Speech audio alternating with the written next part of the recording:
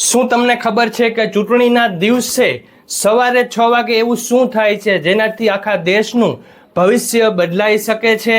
જો presiding officer એક button દબાવવાનું ભૂલી જાય તો આખી ચૂંટણી રદ થઈ શકે છે. આજે હું તમને બતાવીશ એ સિક્રેટ્સ જે સામાન્ય મતદાર ક્યારેય નથી જોઈ શકતો. ઈવીએમના લાલ અને લીલા લેમ્પ પાછળનું અસલી સત્ય શું છે? ચાલો જાણીએ. ચૂંટણીના દિવસે પ્રિસાઇડિંગ ઓફિસર માટે જંગ સવારથી જ શરૂ થઈ જાય છે. સૌથી પહેલા એમને ખાતરી કરવાની હોય છે એમનું ઈવીએમ બરાબર કામ કરે છે કે નહીં. તેમને કંટ્રોલ યુનિટ અને બેલેટ યુનિટના નંબર મેળવવાના હોય છે. સાહિત્યની સામગ્રીમાં રજિસ્ટર, અવિલોપ્ય શાહી અને પેપર સીલ. જો એક પણ વસ્તુ ખૂટી તો જવાબદારી પ્રિસાઇડિંગ ઓફિસરની. સૌથી મોટું સસ્પેન્સ અહીં છે મોક પોલ. સત્તાવાર મતદાન શરૂ થવાના 1 કલાક પહેલા એજન્ટોની હાજરીમાં ઓછામાં ઓછા 50 વોટ નાખવા પડે છે. કેમ? એ સાબિત કરવા માટે કે મશીનનો કોઈ જાદુ નથી. પણ સાવધાન, જો મોક પોલ પછી ક્લિયર બટન દબાવવાનું ભૂલી ગયા તો અસલી મતદાનમાં જૂના વોટ ઉમેરાઈ જશે અને ત્યારે જે બબાલ થશે એની તમે કલ્પના પણ નહીં કરી શકો.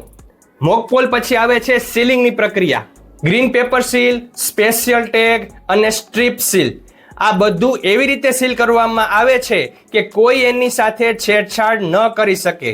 જો A, B, C સીલિંગમાં ભૂલ થઈ તો કંટ્રોલ યુનિટ ઇનવેલિડ મેસેજ આપશે. અહીં જ અધિકારીઓની અસલી કસોટી શરૂ થાય છે. મતદાન થયા પછી શું થાય છે? જો કોઈ મતદાર મશીન સાથે ચેડા કરે તો ઓફિસરે એજન્ટ સાથે જ અંદર જવું પડે છે. અને હા, જો કોઈ મતદાર એકવાર રજિસ્ટરમાં સહી કર્યા પછી વોટ આપવાની ના પાડે તો તેની પણ અલગ પ્રોસેસ છે. શું તમે જાણતા હતા કે અંધ કે અશક્ત મતદાર સાથે એક સાથીદાર જઈ શકે છે? સાંજે મતદાન પૂરું થાય પછી ક્લોઝ બટન દબાવવાની પણ એક રીત છે.